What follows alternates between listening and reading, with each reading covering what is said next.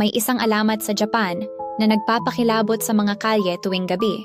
Ang kwento ng Kuchisake Onna o ang babaeng may punit na bibig. Sinasabing minsan siyang naging maganda, ngunit dahil sa selos ng kanyang asawa, pinunit ng lalaki ang kanyang bibig mula tainga hanggang tainga. Pagkatapos ng kanyang kamatayan, bumalik siya bilang multo, naglalakad sa mga madidilim na kalsada, nakasuot ng surgical mask. Lalapitan niya ang mga naglalakad na mag-isa at tatanungin, "Maganda ba ako?" Kapag sumagot ng oo, aalisin niya ang mask at ipapakita ang kanyang nakakatakot na sugat.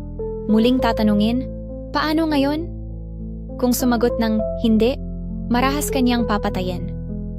Kung oo pa rin, gagayahin niya ang iyong bibig gamit ang matalim na gunting.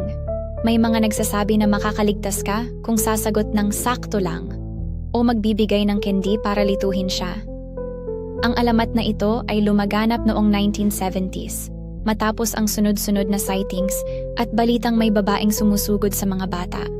Hanggang ngayon, takot pa rin ang dala ng kanyang kwento.